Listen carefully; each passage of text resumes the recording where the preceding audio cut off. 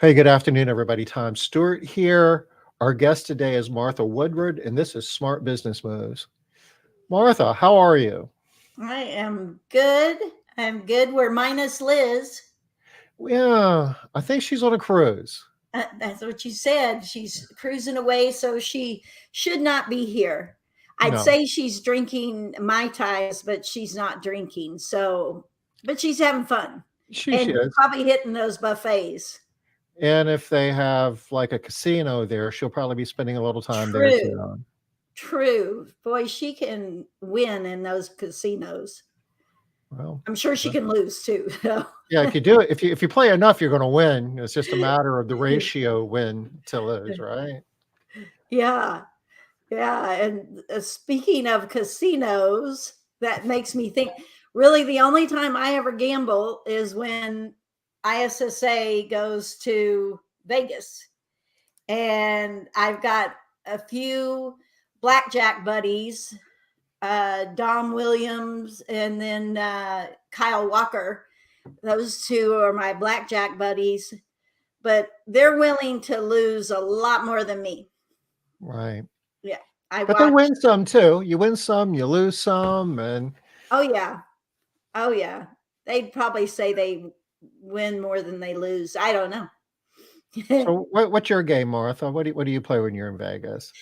I used to play just the slots, and I never manage my money as well as I manage my money when I play the slots. I Okay. mean, I like the old days where it would cash out into a bucket because Ding, ding, ding, ding. Yeah. yeah, well, because I would have a winning bucket and a spending bucket, and you could keep it separate. But then they were on to us and then make you put money in or the card or whatever. And then you have to, I sit there counting on my hands how many times I'm going to spend that thing.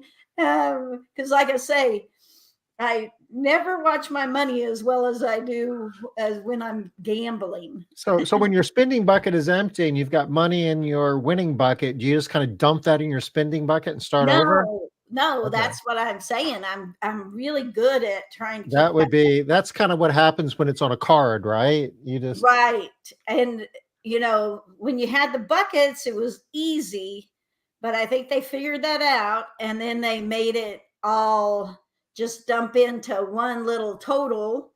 And so, yeah, you have to keep track of how many spins, but I'm sure the audience doesn't want to talk about casino other than ISSA is pretty fun and it's in Vegas and there's lots to do.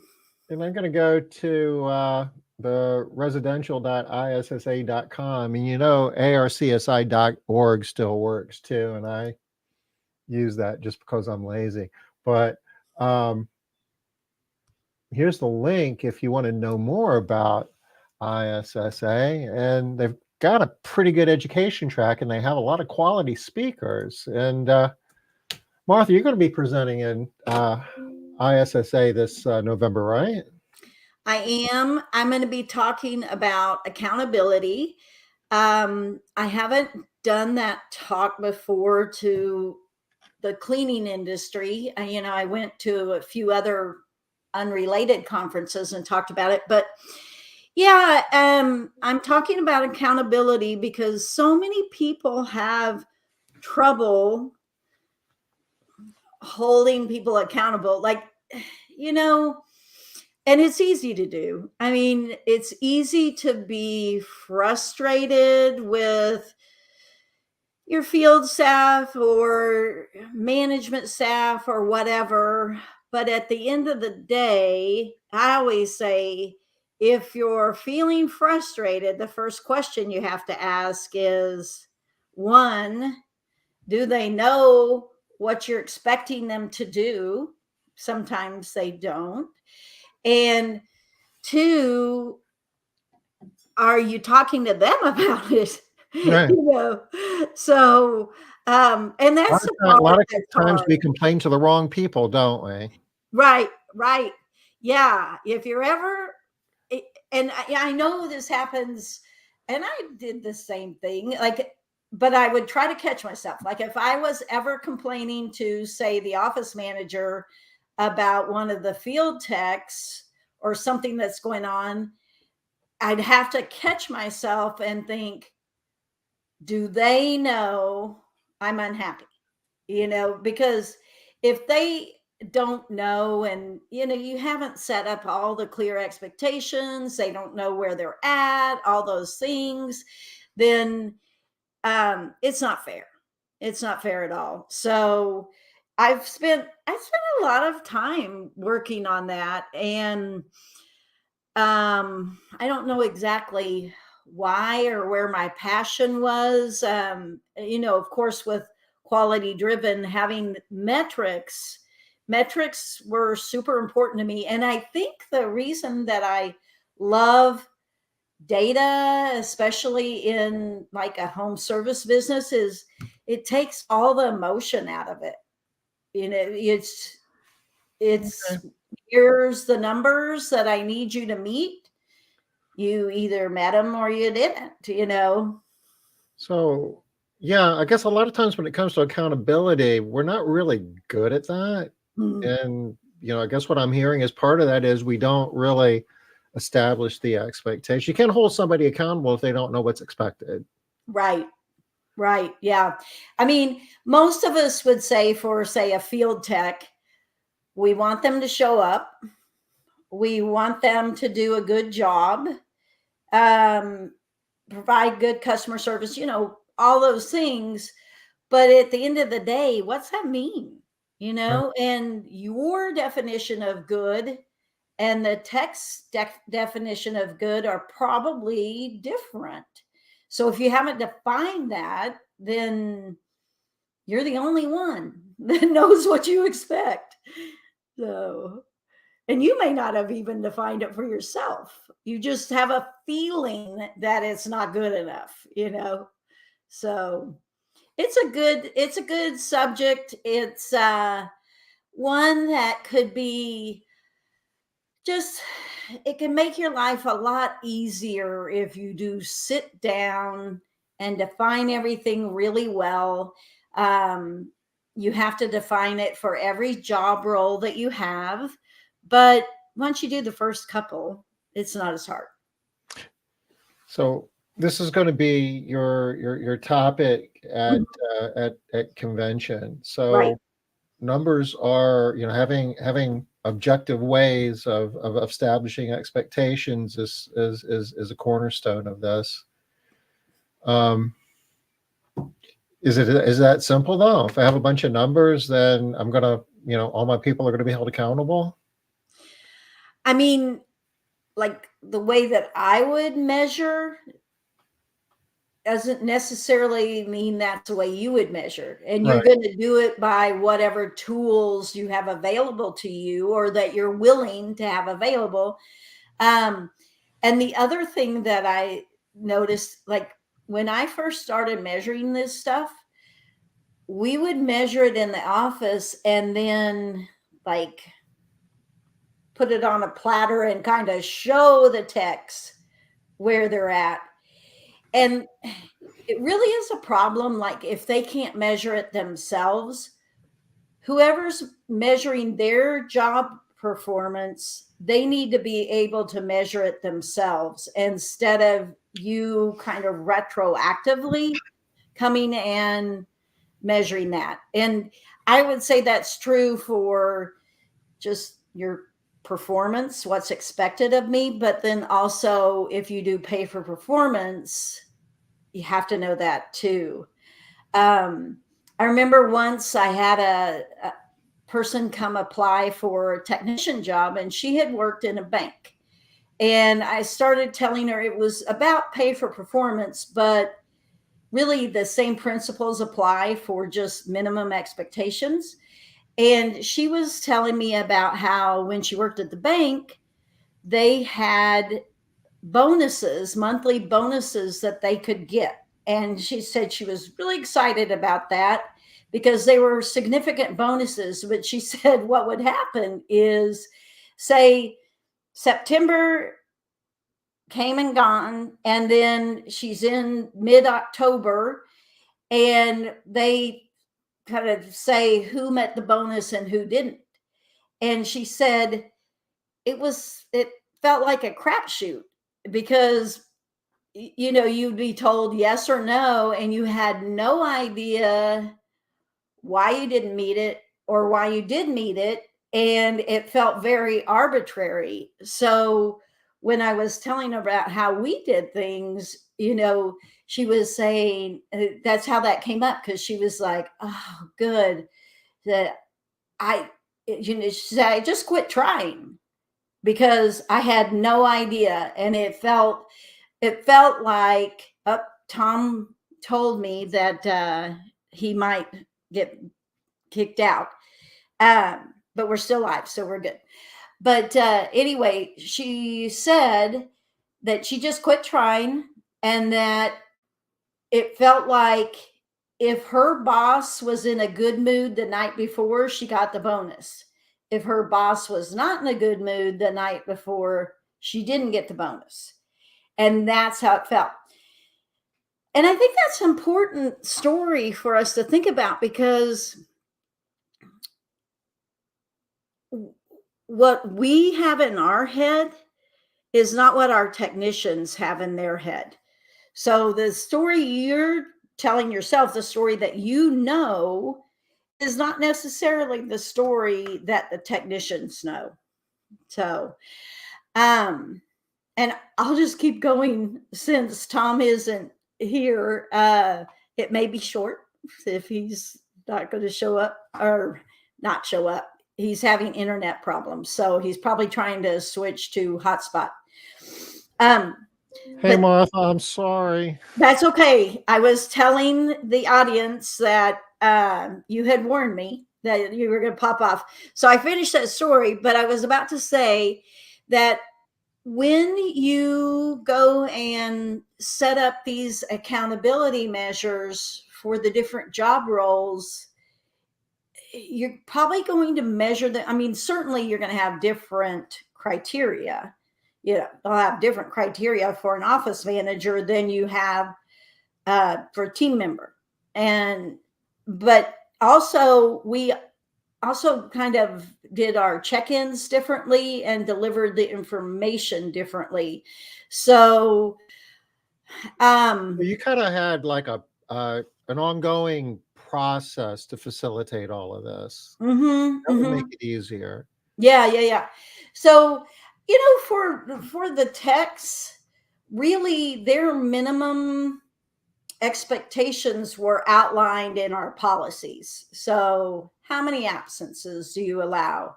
How many complaints do you allow? What quality score do you expect? Those kind of things.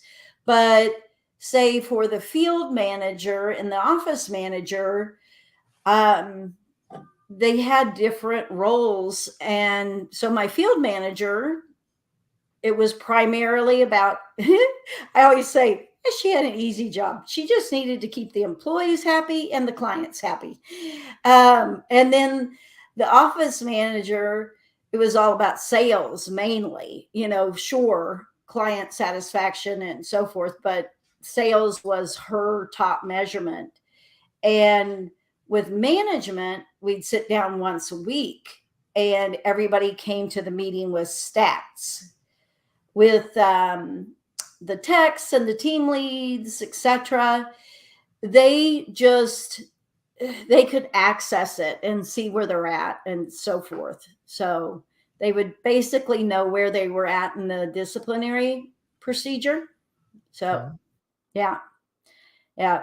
And for you guys listening, I think one thing I would ask yourself is, when I terminate somebody, are they surprised? And if they're surprised, then there's a breakdown of communication on what's expected, and then you know, the whole communicating where they're at and all those things. So that's an easy litmus test, is just asking yourself, are people surprised when they're let go for absences, quality, whatever? Uh-oh.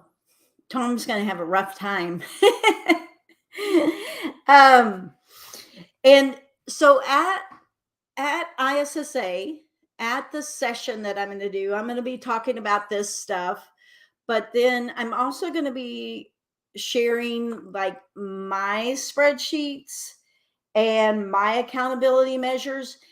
Now, I'm not always a big fan of that, but I know people have problems with where to start. But the funny thing about when you share, like when I share my requirements and so forth for my company, then sometimes people will take that verbatim and put it in their company. And it's not that I mind that, it's just that we all have different cultures. And like, I have a really great friend, and she's like, there's no way I could run your absence policy and have anybody employed. But for me, it worked. It worked well. So you find those you find the common ground in your company. Uh, Before Tom and I got on here, something he was asking me if I wanted to talk about quality driven, what I want to talk about. And the only thing that I would say about quality driven is we have a place for you to track all these HR issues and put your policies in there and all those things.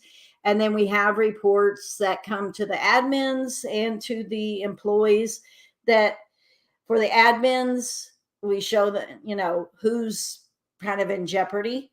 And then for the employees, we show them where they're at, whether that be just like, a verbal warning stage or further into the process.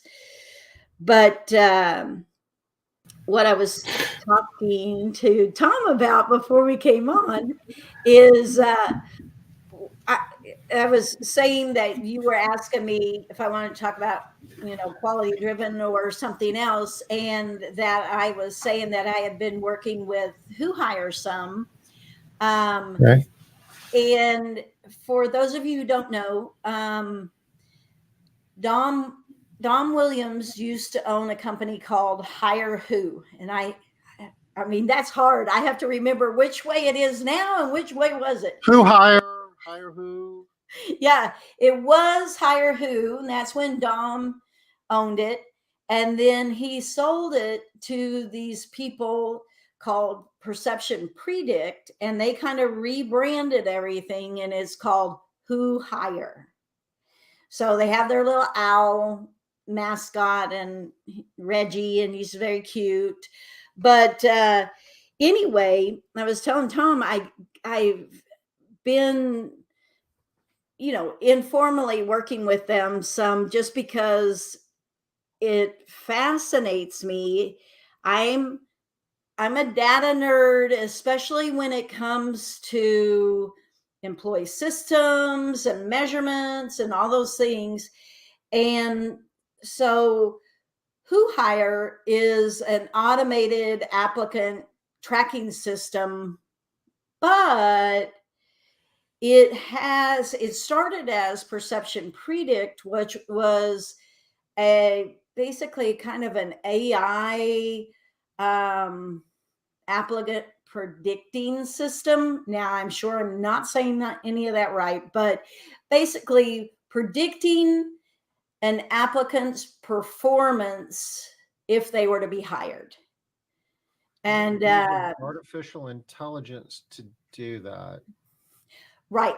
So I am not in any way the founder or anything. So I will say that what this company does is they come in, and I don't know, there's hundreds and hundreds of these psychogenic characteristics or whatever.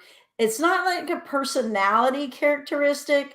And I cannot explain the difference because, like I say, I don't work for them. Um, but what it does is they, through a bunch of research, will narrow down these psychogenic characteristics, for lack of a better term. Are And they unique for various jobs? Like if I'm looking to hire a bookkeeper versus a cleaning yes, technician, the yeah, psychogenic characteristics are different. yes.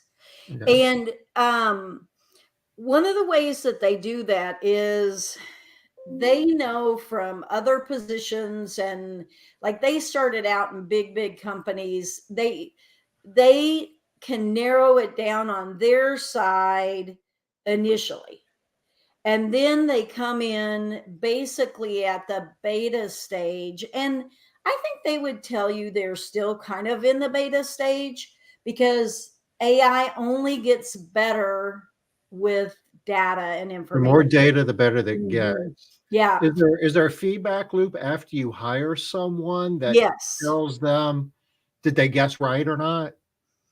Well, that's where I come in. Okay. That's where um I had a we had a mutual friend that wanted the two of us to talk. This guy from what's now Who Hire and me. And anyway, I think we both got on that call like, all right, you know, so and so wants us to meet and hi, and then we got to talking. And as his name's Jonathan Wisman, as he was talking, I got chill bumps, and I'm like, oh my gosh, I think this is why some of this data exists in my world. And but I've never had the opportunity to match it up, Mhm. to a prediction and then the after. And so anyway, we've been kind of working closely. So he originally took some of the QDS users because they've got the data, and we've got the data on absences and all kinds of things. Quality, Right, scores. right, right, right. Mhm. Yeah. And so anyway, it's still in the early stages. I know there are some raving fans, and then there are some people that probably want it to be perfected sooner than it's gonna be perfected, that are more skeptical.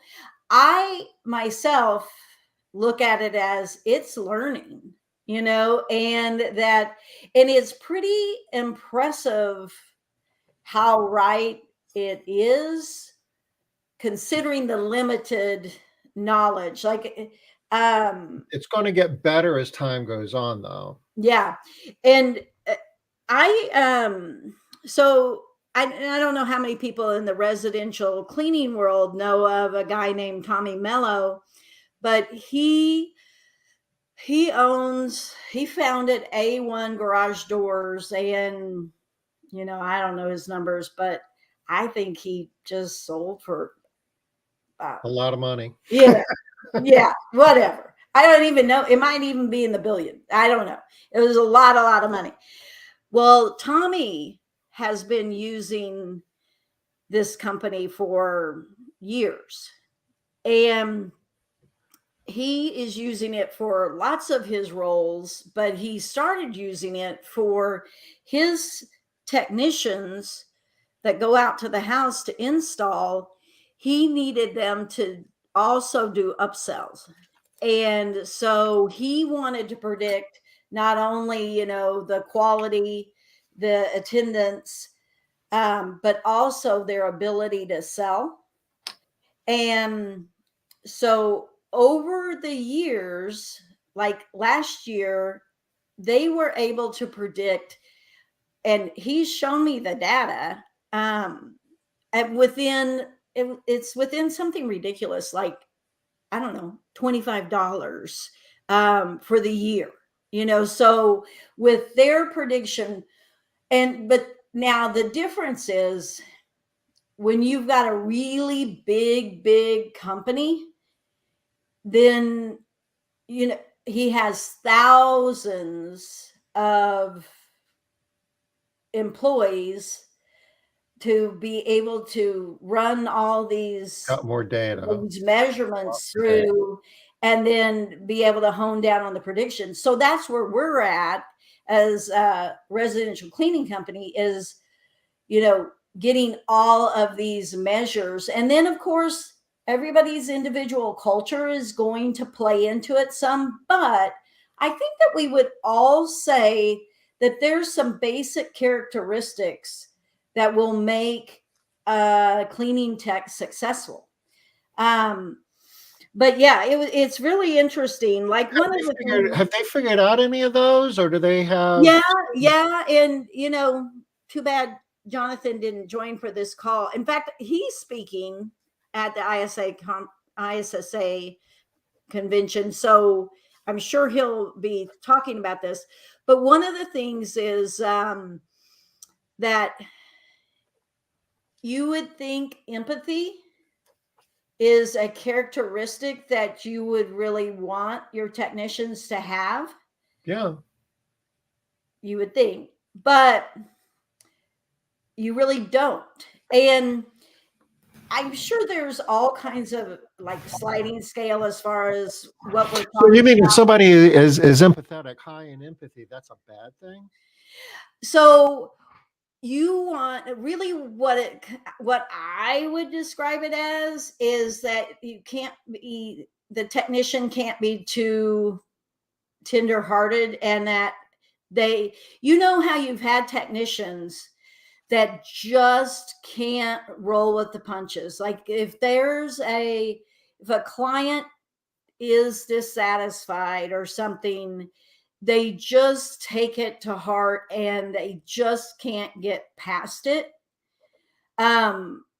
Or say a technician is out and the client is saying, uh, you didn't clean this, you didn't do this, blah blah blah, blah, whatever. And if you have a technician, and I think it's under the label empathy, so it's not exactly how I would define it, but anyway, if you have somebody that errs on that side, then they're not going to be able to act like, oh, okay, Mrs. Smith, yeah, I see that, okay, I'll fix that, blah blah blah blah blah. They won't be able to do that and move on. They will. They will feel the pain of disappointing Mrs. Jones, and they won't be able to do their job, or they'll wind up not liking their job because Right. they it's like I guess it's like doing like outbound sales. You've Mhm. got to not take any of it. You got to be able to take no, and you not take it personally. And Right. Yeah, and there were several other, but that was one that surprised me. There was another one, and I can't remember it off the top of my head, but it was pretty interesting. And but then, my gut response was to be like, huh, no. But then as he explained it, I thought, that's right.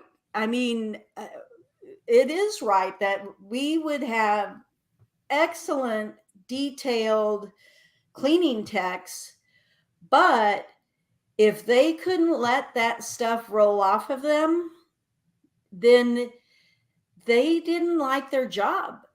No matter how much we told them they were doing a great job, they just couldn't let that go, and they just didn't feel successful, and so they couldn't keep that job.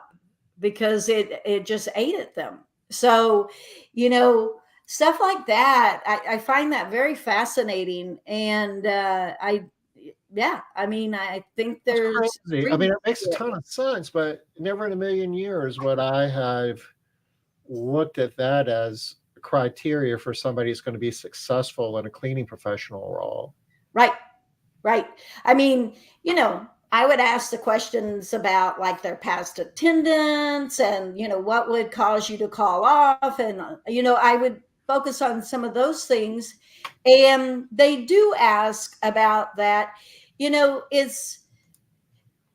I, the quiz, whatever you want to call it, that they Assessment. give the applicants takes about 10 How many minutes. questions? I knew you were going to ask that. I don't remember. All I remember is it takes about 10 minutes for the average person. Now, what I imagine a lot of people would say is it's so hard to find help, and you know, I'd have nobody apply. But at the end of the day, for me, you know, if I have somebody who's not willing to do a 10-minute assessment, like towards the last step, and you can put it at the beginning, you can put it at the end, but if they're not willing to do that 10-minute assessment at the end, then they don't really want that job anyway, and Right. they're just going to job hop. So you know, that would not be a concern for me. um but yeah, and I think it's just going to get smarter and smarter. I mentioned that as part of this funnel. It's funny, I'm talking about who hire, not QDS, but I could say We can it's talk about QDS too, and I still have a couple more questions about accountability, but we'll swing back around to that. okay. Well, I was just going to say, wrapping up about who hire. So this is very much in beta, but as part of a feature that they're going to have for their, you know, anybody that's using that platform, um, is a AI bot that will do a phone screening for you. Now, I did one. He asked me if I would do an interview. They have a little phone screening. So I was the applicant, and it had only learned from 10 times. So you know, this AI bot had only had 10 interactions. So that's not very much. But it, it was so it wasn't perfected at that time with like, you know, a few places that had too long a pause and stuff. Right. But here's where I was really impressed. So and again, it was really early stages, but so one question, um Reggie, that had a British accent, asked me if I what would be my ideal, you know, work schedule. And I said, you know, Monday through Friday, and I need to be done at 5 so I can pick up my daughter from school, you know, that kind of thing. And so the next question was, so do you prefer daytime or evening? And you know, I did, I just answered that question. I Yeah. know. And then I kind of go, I just told you, blah, blah, blah, blah, blah. And this AI bot goes, oh, I am so sorry. You're right. You did tell me. And then it kind of repeated what I said. And I was pretty amazed by that because it really did recover kind of like Mhm. a human being, you know, and I was purposely trying to test it on some things, and he had told me don't test it too hard because you know it wasn't ready.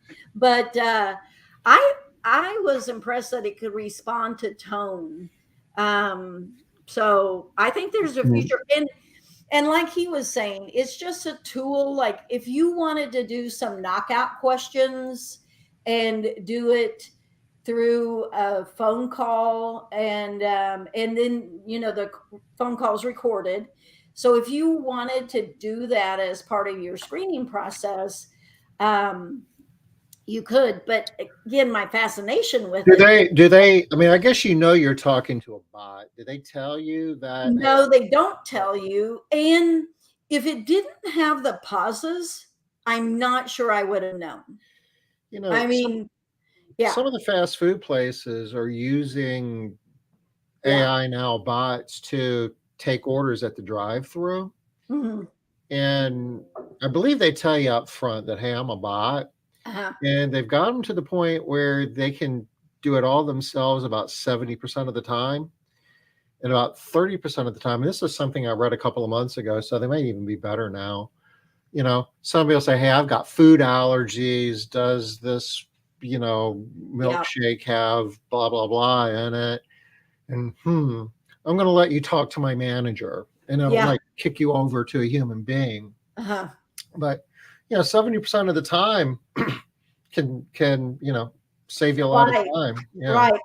And I would imagine that just like anything else, you make up the script and then or you make up the questions, and I'm sure you have the option to say it's a bot or not say it's a bot. But and maybe it's going to say it's a bot, but since they were just doing beta testing on me, it didn't.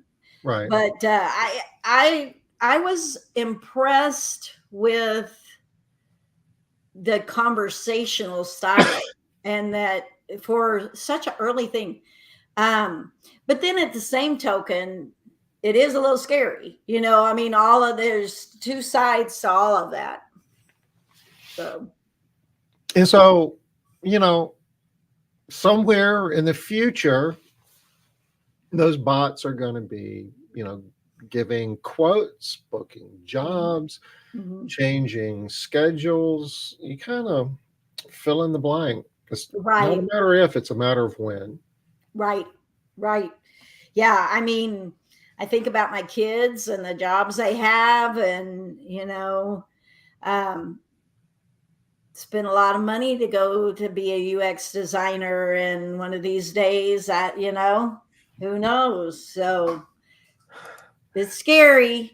It is scary, but I don't see it stopping. I mean, we've seen already with the screenwriters some of the legislation and stuff, and I'm sure that's all coming. But anyway, yeah, getting off on a tangent, but yeah, I think there's definitely some positive, and for me, my fascination is the prediction versus the results, and watching those things. And I just see that it's going to get to be tighter and tighter, because right now in the early stages, all you can do is take your current employees and have them take this assessment and then match up what they're saying with what the real results are. But then as you bring more and more people on, then you're able to get smarter and smarter about it. So, and I know one person that was using it, that was going to try it where they didn't even do an in-person interview, um, and see how it went. Okay. I personally thought it was a little early in the process to try that, but but then you take out the um, you take out the bias, as far as I remember Liz. I remember when, not that I ever perfected hiring, but I did perfect, for the most part, getting people out really quickly. But I didn't perfect hiring. But I remember Liz saying once, she was like, you don't, too many people are hiring based on they liked their personality, and that there are a lot of good interviewers out there. And I mean, that was years ago, but I remember that was an aha. I was like, I do that, like Mhm. if I like them, and if the interview went longer because I enjoyed interacting with them and so forth, I would tend to offer them the job. And then, early on, they may disappoint me and I'd be like, what happened there? But along those lines, I also learned from somebody else when that happened to go back and watch that recorded interview to see what you missed. Yeah, and having a standardized process Yeah. that you repeat for everyone with, some behavior-based questions in it is always, a good practice as well, but if you can then throw in, questions that have, like, AI analytics, built into it, getting back to the empathy thing. Right. Wow, who would have guessed that? Mm-hmm. Yeah. Yeah. You'll need to go and listen to him. I think Jonathan Wisman is on Monday, the first day, and you'll need to listen to him because it's interesting. There's some that you're like, yeah, okay, we know that, but there was at least one more that I was like, because he would ask, and I remember giving the wrong answer to two of them, and because I was thinking, yeah, you need to be empathetic, and there was another one, and so it was pretty interesting, and then after he explained it, I thought, well, that's right. That is right. I had some great people that I just loved, but man, they just couldn't get past any of the negative stuff. So, anyway, You know, you were mentioning, how AI is going to be changing the job market in the future and what type of jobs are going to be available. I'm gonna kind of take a quick detour for a minute because this is Jolt's report Wednesday. At least I will if my computer behaves. Am I? There we yeah. go. Jolt's report came out today. This is the job opening and labor statistics, and the number was supposed to be like 8.8 million job openings, but it came in at 9.6. And everybody's like, oh my goodness, where did all these new jobs come from? Because the idea is they want the job market to cool off to stop inflation. So Mhm. this is, kind of a mixed bag here in terms of how the markets are looking at it. But if you scroll down here, this is the top line number, like all of the jobs, Right. there's a bunch of job openings. Good news for us that are like in the house cleaning. I look at leisure and hospitality as kind of a proxy. Those numbers are still going down, which means there's fewer job openings competing for the people that we might be hiring. Right. If you go up here and look at like professional services, wherever that is, that number went from 1.4 million to like 1.9 million. And this is like where some of those AI jobs are supposed to be Mhm. replacing people. So maybe it's going to happen. I think it will happen at some point in time, but it looks like things are looking pretty good for those folks at the moment. Right. Yeah. Yeah. Like, I mean, if you were a copywriter or something, I mean, not that I think AI can replace all copywriting, but I mean, it's certainly competing. Yeah. And, if being a development engineer writing code, Yeah. still people involved, but there's AI tools that allow those people to be a lot more productive. So Yeah. do you Yeah. need as many of them as you used to? Right. You and I are that part. We're like, bring it on. Yeah. Yay. So Uh, back to the accountability for a minute. I love the part of having the numbers, but I'm just kind of thinking this through the implementation of that mhm. because I mean, I've seen this happen, and I know that you've seen it happen too, where you're pointing out the numbers and it's like, yeah, but that house was really dirty, or I was tired, or I had to work late last night and that house. I mean, fill in the blank. Right. So, I'm just thinking about what are the things that get in the way of creating accountability, and you You can get know, into you know what I'm saying. Okay. yeah, I do. I do. And so being that we asked for a rating after every cleaning, and I also required my office staff to keep us at a 60% response rate or higher. I'm not Liz on 100%. You're not going to fire the customer if they don't give you a rating.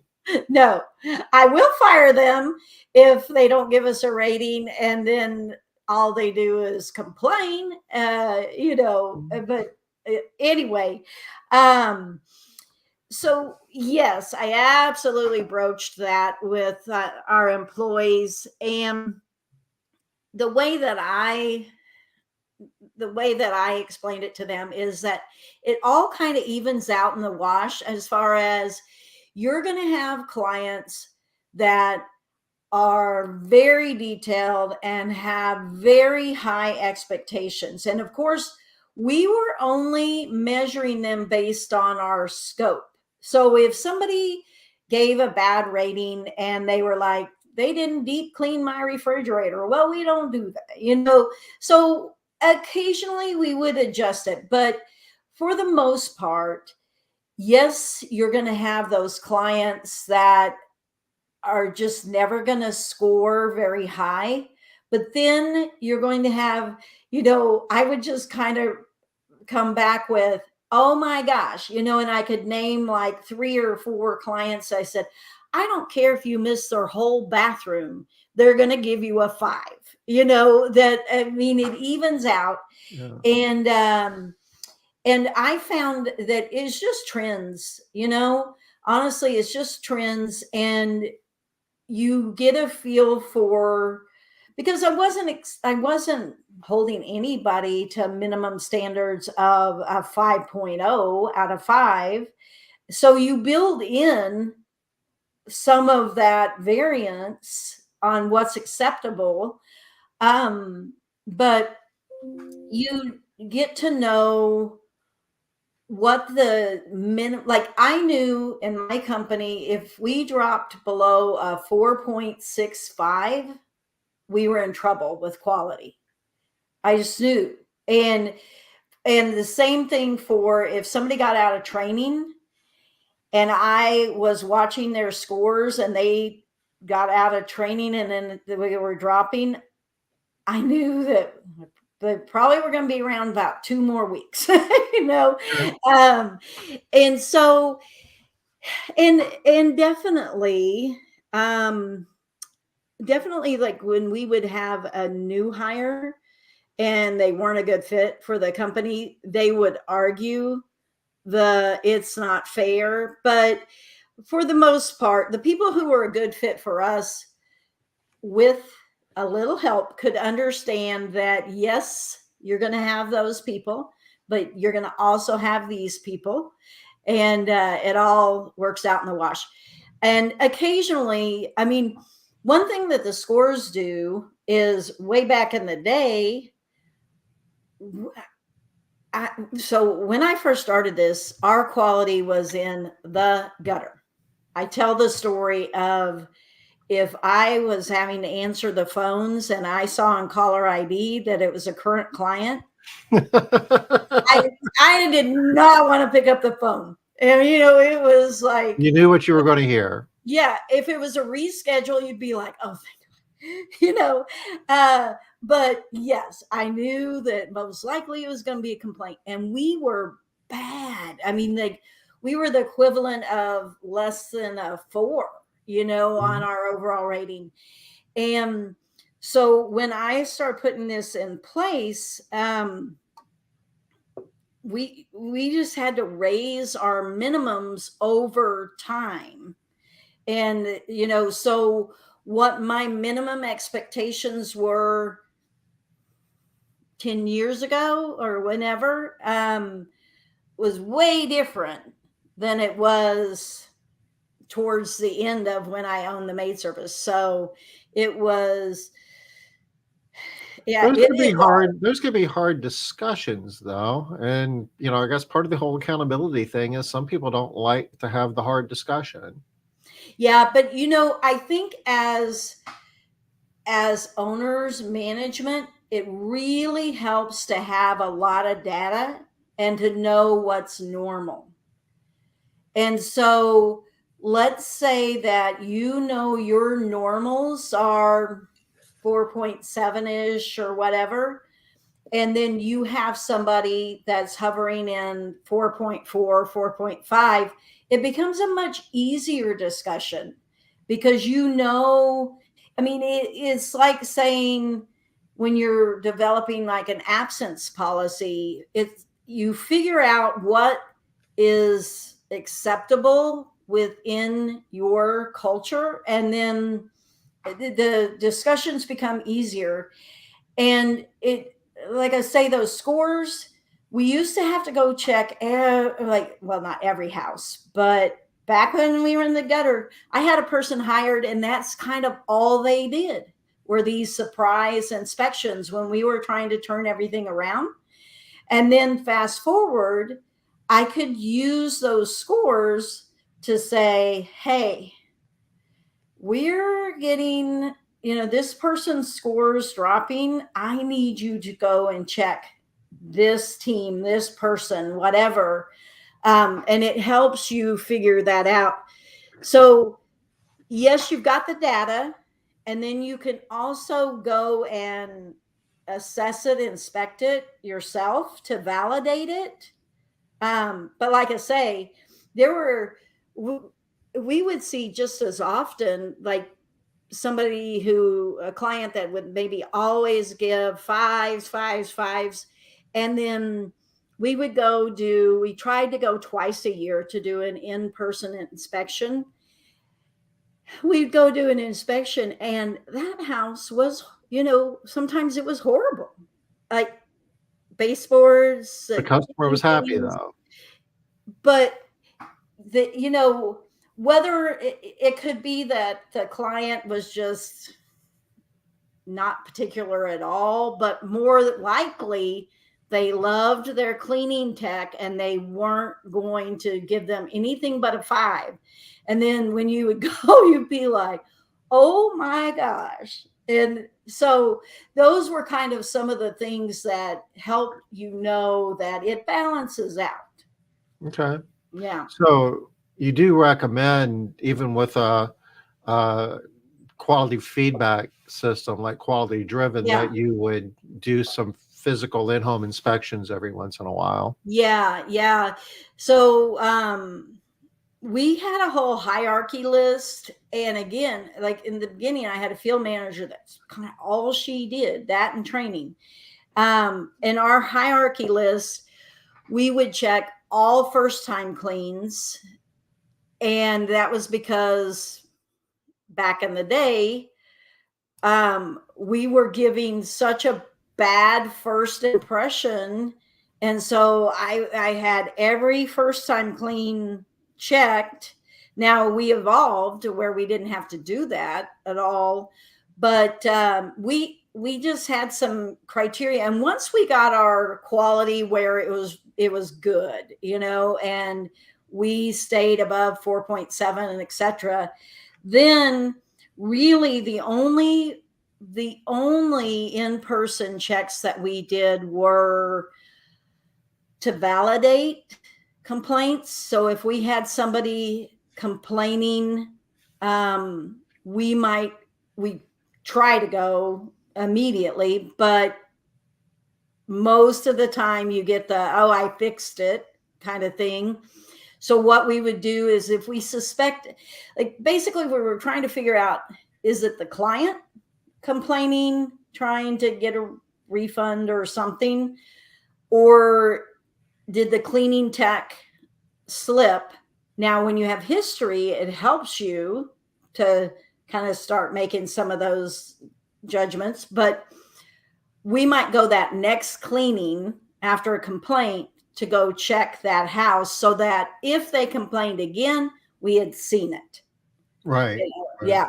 Yeah, we had seen it. And then, like you say, we try to go to every house, particularly the biweeklies and the weeklies, at least twice a year for an in-home inspection. Okay. Yeah. So, we're kind of getting up at the top of the hour here, and I'm not sharing what I thought I was. I wanted to make sure everybody could find your website, Martha, because a cornerstone of a lot of this accountability is measurement, and I agree 110%. If you're going to hold somebody accountable, you need to know the expectations. And if you can't measure it, you can't manage it. So you need to be having that discussion in the context of Mhm. numbers. When it comes to employee performance, you're a data geek, Martha. You got the numbers here. So Yeah. Uh, I'm more of a data geek with this stuff than I hate bookkeeping. My good friend Megan likes the accountant. I yeah, just I just tell her, you just tell me. You just tell me. th- th- this is So this is more some fun than the dollars, I guess. I get that. But I if somebody wants to know more about you and what you're doing, this is go to I dropped the URL in the chat. This is the best way to reach you, Martha.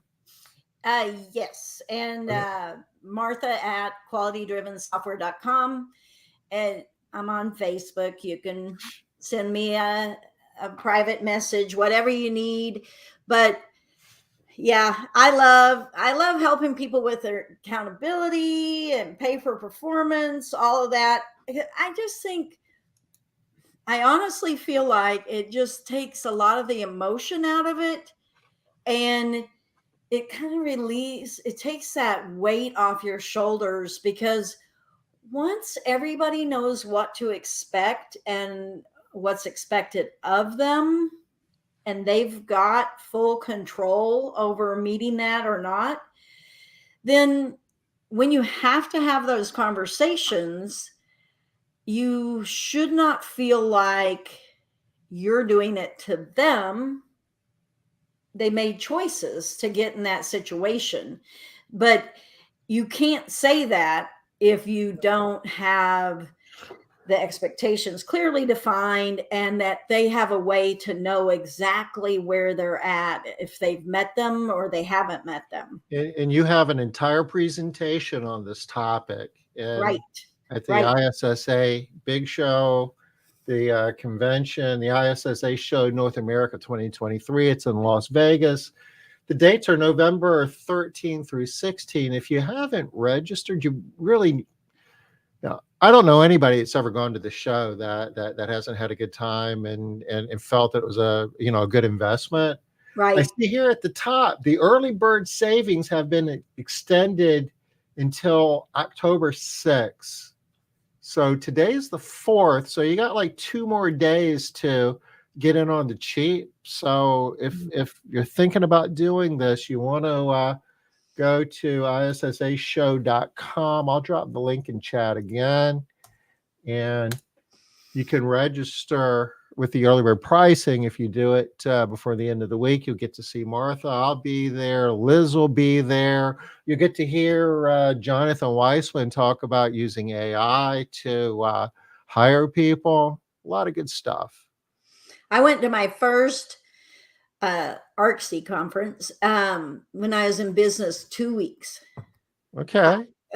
I was in business 2 weeks. I remember it was way back in the day ordering from, golly, what was the guy that, he's no longer with us, but he had kind of a business in a box thing. And I think I was ordering from speed cleaning from Jeff Campbell's group. You're talking That's about not Gary that's not Gorenstein? the yes, Gary Mhm. Gorison. But anyway, I was like, is there, I was realizing really fast I had no idea what I was doing. And I opened my cleaning business because I liked having my house clean, and I had had a Mary Maid service when I lived in Ohio.